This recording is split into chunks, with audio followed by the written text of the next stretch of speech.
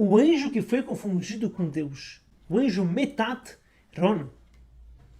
Esse anjo é um anjo tão elevado, tão sagrado, tão poderoso, que a gente toma cuidado, a gente não fala o nome dele inteiro. Então, eu sempre vou dividir nessa aula, esse nome eu vou falar Metat Ron, ou, como é conhecido de modo geral, Metat. São anjo, é um dos anjos mais poderosos, ou melhor, o anjo mais poderoso de todos os anjos. Vamos entender aqui o significado do nome dele, de onde vem esse nome, que não é do hebraico, o significado do seu nome, de acordo com algumas opiniões principais da Kabbalah, da Torá, a função principal dele e como esse anjo é tão poderoso. Então, já te convido para você dar um like, se inscrever e compartilhar essa aula para mais pessoas, tá bom? Vamos lá! 3 principais opiniões falam sobre esse anjo o seguinte, nos explicam de onde vem esse nome e qual é um dos assuntos, funções importantes desse anjo. Primeiro, o Ramban, o Nachmanides, ele fala o seguinte, que o nome dele vem da palavra matatar. Matatar, no idioma grego, significa enviado. Ou seja, o assunto principal dele, já que ele é um dos anjos principais, então se chama ele de enviado. Enviado, o próprio nome anjo já significa enviado. Malach também significa mensageiro, uma pessoa que é enviada para fazer alguma função, alguma coisa. Como ele é um dos principais anjos, então ele é chamado de um enviado, que ele é o principal. Depois tem a segunda opinião que fala Rabi Uralbag, Rabi Levi Ben Gershom. Ele fala o seguinte, ele fala que na verdade isso aqui vem não do grego, vem do romano. Romano vem da palavra matat, vem da palavra matrona. Matrona significa mãe, que a mãe ela é a guardiã. Então ele é um anjo guardião. Tem a terceira opinião que fala o seguinte, que é uma opinião mais cabalística dos cabalistas, o Rabi Menachem de Luzagno, é um grande cabalista, ele fala que vem matar, vem da palavra de servente. Ou seja, na verdade, esses 3 assuntos, essas três opiniões não estão discutindo, sim estão falando coisas importantes sobre esse anjo. Que ele é o enviado, o guardião, e também ele é o servente de Deus. Agora, no Talmud, assim é trazido em vários outros lugares da Torá, explica um pouco mais a função desse anjo, qual o principal assunto desse anjo. Kabbalah traz isso também. Que esse anjo é chamado também de Sar Hapanim, o ministro da face. Você fala, ministro da face? Como assim, ministro da face? O que quer dizer isso? É explicado na Kabbalah o seguinte, que a palavra face, panim, em hebraico, como se escreve, onde tem o P, embaixo se escreve com o kamat, né? Que assim vira um panim, o som de A. Mas essa mesma palavra, trocando as vogais, tirando a vogal de A, colocando o shva, que é a vogal de E, ou sem o som, vira a palavra pnim.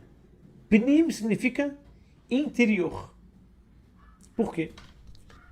O nosso rosto, ele revela, ele expressa o nosso interior. Por exemplo, quando eu estou nervoso, eu não preciso falar nada para ninguém. Não preciso falar, eu estou nervoso. Eu posso ficar calado e vão perceber que eu estou nervoso. Por quê? O meu rosto, ele demonstra, ele expressa o meu nervosismo. Se eu estou com medo, meu rosto ele demonstra que eu estou com medo. Se eu estou feliz, meu rosto mostra como eu estou feliz. Né? Tem vezes que a gente está tão feliz que não tem como a gente ocultar. A gente pode tentar ocultar de todo mundo bate o olho na gente e fala, você está feliz, o que aconteceu? Então assim, o rosto, ele revela o nosso coração, nossos sentimentos, ele revela o nosso interior. Então a Kabbalah explica o seguinte, esse anjo, ele revela Deus. Ele revela o interior de Deus aqui no nosso mundo. Ou seja, a função principal desse anjo é revelar Deus nesse mundo. Quando Deus quer se revelar nesse mundo, Deus ele se revela nesse mundo através deste anjo. Tem vários jeitos de Deus se revelar no mundo, mas um dos jeitos é através deste anjo. Como está escrito em vários lugares que Deus, essa é a diferença da saída do povo quando foi a praga dos primogênitos, que Deus disse, eu mesmo vou lá matar os primogênitos do Egito. Não vai ser um enviado meu. Que de modo geral, Deus manda um enviado. Esse anjo, por exemplo. Mas lá no Egito, Deus falou na praga dos primogênitos, Deus disse, eu mesmo vou lá matar os primogênitos. Então esse anjo, o assunto principal dele é revelar Deus aqui no mundo, revelar o interior de Deus. Por isso que dentro do nome dele, tem o nome de Deus, já que o assunto dele é revelar Deus, então dentro dele, no interior dele, no nome dele, também tem o nome de Deus. Fala, peraí, meu nome é Metat, como pode ter, ou Metat, Ron, como pode ter dentro dele o nome de Deus? Então olha só que o Rashi, o comentarista do Rashi, ele fala o seguinte, no livro de Shemot, eu pedi para colocar aqui na legenda como fala esse português, que eu agora não estou lembrando. No livro de Shemot, Gênesis é o primeiro, depois tem Shemot, Êxodos. No livro de Êxodos, ele fala o seguinte, no capítulo 23, versículo 20 e versículo 21, ele diz o seguinte, Deus está falando o seguinte, Deus diz, eu estou mandando um anjo na frente de você para te cuidar no caminho e te mandar te levar para o lugar onde eu preparei para você. Depois Deus diz o seguinte, no próximo versículo, no versículo 21, Deus diz, tome cuidado com ele, escute ele, não se rebele contra ele, não faça contra a vontade desse anjo. E Deus termina e fala o seguinte no versículo, por que não? Por que não é para fazer contra a vontade desse anjo? O meu nome está dentro dele. Vem o grande comentarista Rashi, um dos principais comentaristas da Torá, da Bíblia, do Velho Testamento, e assim também do Talmud, etc. Um grande conhecedor da Torá. Rabbi Shlomo Yitzhaki, ele diz o seguinte, nas palavras Shmi Bekirbo, ele frisa essas palavras, meu nome está dentro dele. Ele fala o seguinte, Matatron, ou Metatron, o nome dele é que nem o nome do mestre dele, do patrão dele, que é Deus. Como assim? Como? Deus se chama então Metatron? Não. Mas ele fala Metatron Begimatria Shakai. Na Gimatria, através da numerologia cabalística, ou seja, através que você pega o significado de cada letra do nome Metatron e do nome de Deus, o nome Shin Dalet Yud, eu não posso falar aqui o nome inteiro, Shakai, tá? Se for pegar a numerologia dos dois, é a mesma numerologia. Ou seja, que o nome de Deus, o nome Shakai, está dentro do anjo Metatron, que é a mesma numerologia. Então você vê que o nome de Deus está dentro dele, por isso ele revela Deus no mundo.